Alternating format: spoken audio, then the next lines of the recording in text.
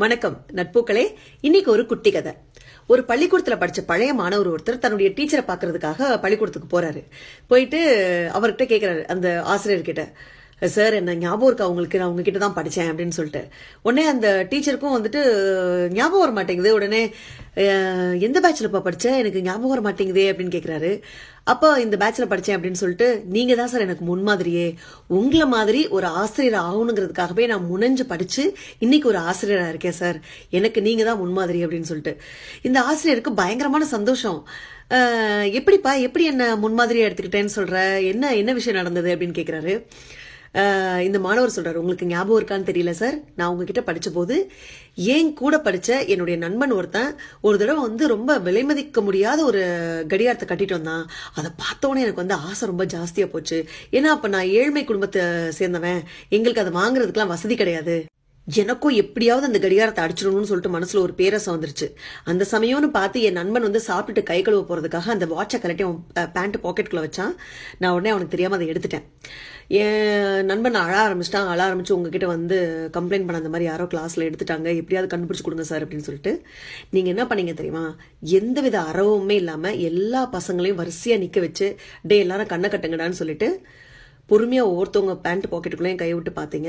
ஏன் pant பாக்கெட்டுக்குள்ள watch இருக்கிறத பார்த்துட்டு எடுத்துட்டு, எந்த சத்தமுமே இல்லாம, எல்லாரும் கண்ணை கட்டி தான் இருந்தாங்க, எந்த சத்தமுமே இல்லாம அந்த பையன் கிட்ட போய் அந்த கடிகாரத்தை கொடுத்துட்டு, யார்கிட்ட இருந்து எடுத்தீங்கன்னு சொல்ல, எதுவுமே சொல்ல, நீங்க கடிகாரத்தை கொடுத்துட்டீங்க. என்கிட்ட ஒரு வார்த்தை கூட கேட்கவே இல்லை, ஏன்பா எடுத்த, ஏன் இப்படி பண்ண, தப்புன்னு சொல்லிட்டு. எல்லாரும் முன்னாடி என்னை அவமானப்படுத்தவும் இல்லை, திருடம் பட்டம் கட்டவும் இல்லை, என்னோட மானத்தையும் காப்பாத்தினீங்க, என்னோட சுயமரியாதையும் காப்பாத்தினீங்க. அன்னைக்கு தோணுச்சு சார், கற்பித்தல் எவ்வளவு பெரிய விஷயம்னு சொல்லிட்டு. அதனால தான் அன்னைக்கு முடிவு பண்ணனா, படிச்சா ஆசிரியர் வேலை பாக்குறதுக்கு தான் படிக்கணும், கற்பித்தல தலையாய கடமையா வச்சுக்கணும் அப்படின்னு சொல்லிட்டு. நீங்க தான் சார் எனக்கு முன்மாதிரி, உங்களை மாதிரி ஒரு நல்ல ஆசிரியரா நான் வாழ்ந்து காமிப்பேன் சார் அப்படின்னு சொல்றாரு. இந்த ஆசிரியருக்கு ரொம்ப சந்தோஷம். அற்புதம்பா, நல்லா பண்ணு, நல்லா வருவ அப்படின்னு சொல்றாரு. சரி, இப்பயாவது என் ஃபேஸ் உங்களுக்கு ஞாபகம் இருக்கான்னு சொல்லுங்களேன் சார் அப்படின்னு கேக்குறாரு. அப்பயும் அந்த ஆசிரியர் சொல்றாரு, இல்லையேப்பா, எனக்கு மூஞ்சி ஞாபகமே வரமாட்டேங்குதே அப்படின்னு சொல்லிட்டு.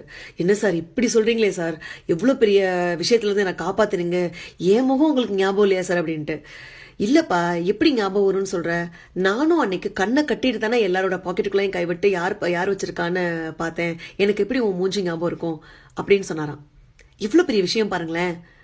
அந்த ஆசிரியர் நினைச்சிருந்தா அன்னைக்கு அவருக்கு, அந்த மாணவருக்கு திருட்டு பட்டம் கொடுத்துருக்க முடியும். ஆனா அதை பண்ணல அவரு. அதே போல அந்த மாணவர் யாருன்னு அடையாளம் கண்டுபிடிச்சிருக்க முடியும், அதையும் பண்ணல அவரு.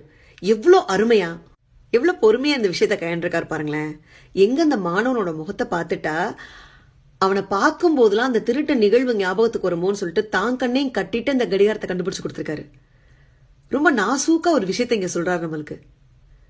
தண்டிக்கிறதுல இல்ல, கற்பித்தல்ல தான், முன்மாதிரியா நடந்துக்கிறதுல தான் நல்ல நிகழ்வே நடக்கும் அப்படின்னுட்டு ரொம்ப சைலண்டா அந்த மாணவனையே ஆசிரியர் ஆக்கிட்டார் பாருங்களேன். நம்ம வாழ்க்கையில எப்படிதாங்க, ஒருத்தவங்களை தண்டிச்சாதான் அவங்க மாறுவாங்கன்னா கண்டிப்பா மாற மாட்டாங்க. நாம முன்மாதிரியா இருந்தோம்னு வச்சுக்கோங்களேன், மாற்றம் நம்ம கிட்ட மாத்திரம் இல்லைங்க, நம்மளை சுத்தி இருக்கிறவங்ககிட்டையும் கண்டிப்பா நடக்கும். வாழ்க்கை வாழ்வதற்கே முன்மாதிரியாய் வாழ்ந்துதான் பார்ப்போமே. நன்றி, வணக்கம்.